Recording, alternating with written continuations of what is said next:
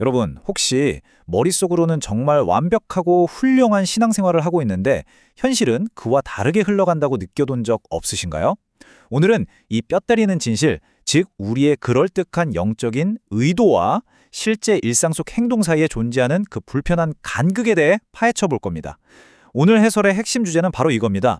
어찌하여 행하지 아니하느냐? 자, 이 상황을 좀 더 피부에 와닿게 이해하려면 아주 일상적이고 솔직한 질문 하나부터 던져볼게요. 매년 1월 1일, 우리 모두 엄청난 야심을 품고 헬스장 1년치 끊잖아요?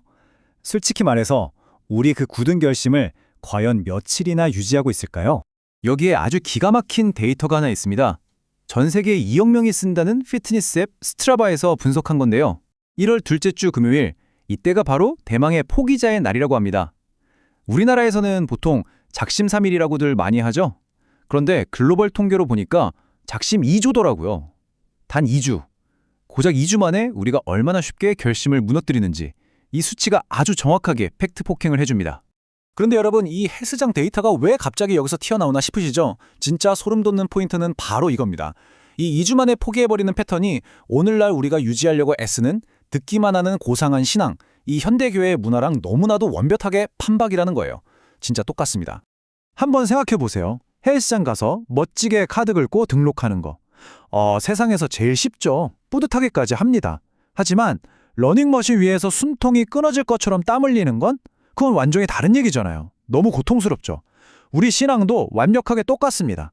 온라인으로 훌륭한 설교를 소비하고 고개 끄덕이며 듣기만 하는 건 솔직히 아무런 힘이 안 듭니다. 하지만 그 말씀을 내 삶에서 실제로 행하는 것은 진짜 영적 근육이 찢어지고 다시 붙는 아주 치열하고 고통스러운 전쟁터거든요. 그래서 우리는 여기서 아주 묵직한 핵심과 마주하게 됩니다. 바로 누가복음 6장에 기록된 예수님의 탄식인데요. 주님은 우리에게 정면으로 이렇게 도전하십니다. 너희는 나를 주여 주여 부르면서도 도대체 왜, 어찌하여 내가 말하는 것을 행하지는 않느냐. 설교는 끝없이 소비하고 다 들은 말씀을 예리하게 평가하기만 하면서 왜 정작 움직이지는 않느냐고 말입니다. 자, 이 메시지를 좀 더 깊이 이해하기 위해서 우리 잠시 1세기 이스라엘로 타임머신을 타고 넘어가 볼까요?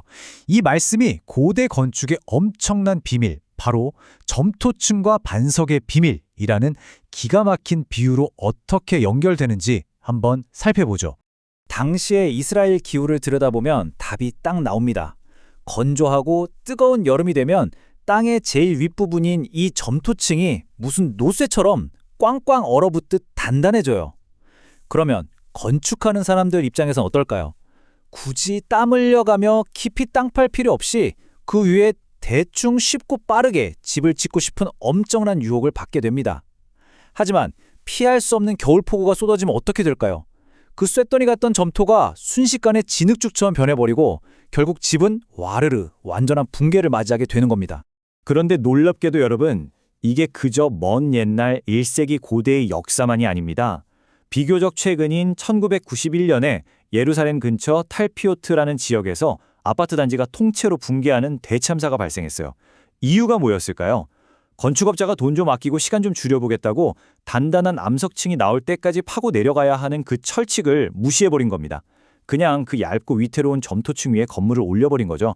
그러니까 여기서 우리가 얻을 수 있는 건축의 절대 불변의 법칙은 너무나 명확합니다. 단단한 안반, 즉 반석이 나올 때까지 흙을 가차없이 파내야 한다는 겁니다. 그리고 여러분, 이 원리는 우리의 영적인 삶을 세워나가는 그 수고롭고 치열한 영적 건축에 100% 똑같이 적용됩니다. 비바람에도 요동하지 않는 튼튼한 신앙을 원하신다면 적당히 타협하는 얄팍한 공사로는 결코 어림도 없다는 얘기죠. 말씀에 순종한다는 건요, 커피 한 잔 마시면서 우아하게 느끼는 그런 낭만적이고 고상한 감정이 절대 아닙니다. 영성가 C.S. 루이스도 아주 날카롭게 지적했듯이 순종이란 내가 주인이 되어서 잔뜩 쌓아올린 견고한 자아의 성벽을 내 손으로 직접 부수고 세상의 습관이라는 흙과 잡석들을 싹 다 걷어내서 오직 예수님이라는 반석 위에 내 온전한 기초가 닿을 때까지 미친 듯이 파고 내려가는 아주 치열하고 폭력적인 과정입니다. 자, 진정으로 이렇게 흔들리지 않는 신앙을 짓기 원하신다면 우리는 반드시, 진짜 반드시 깨부셔야 할 현대 기독교인들의 엄청난 오해 하나를 짚고 넘어가야 합니다. 바로 우리는 하나님의 무한한 은혜를 받았으니까 이제 피 마르는 노력 같은 건 안 해도 된다고 착각하는 겁니다. 이 부분에 대해서 신학자 달라스 윌라드가 정말 기가 막힌 통찰을 남겼죠.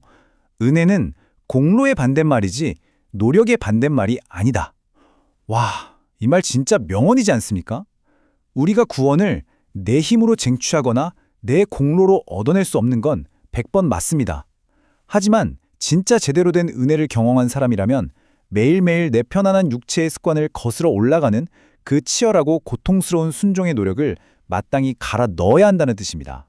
여러분, 살다 보면 피할 수 없는 인생의 폭풍우가 비바람치며 몰아치잖아요. 그때 다 쓸려 내려가지 않는 진짜 튼튼한 신앙을 원하시나요? 그렇다면 우리는 그저 팔짱 끼고 설교 듣는 자리에만 머물러서는 안 됩니다. 바로 지금, 오늘, 당장 내 삶 속에 아주 끈질기게 버티고 있는 그 파내야 할 특정 잡석들이 뭔지 정확하게 찾아내야만 합니다. 자, 이제 오늘 해설을 마무리하면서 여러분께 아주 긴급하고 피할 수 없는 도전장을 하나 던지고자 합니다. 이번 한 주 동안 여러분이 현관문을 열고 나가서 삶의 현장에서 땀 흘려 적극적으로 파내버릴 그 단 하나의 말씀, 단 하나의 잡석은 도대체 무엇입니까? 고상하게 앉아서 듣고 고개만 끄덕이는 건 이제 그만하자고요. 진짜 땀 흘려서 그 행함의 열매를 맺어가는 저와 여러분이 되기를 간절히 바랍니다. 오늘 준비한 해설은 여기까지입니다. 이 질문 꼭 한번 깊이 고민해 보시길 바랍니다.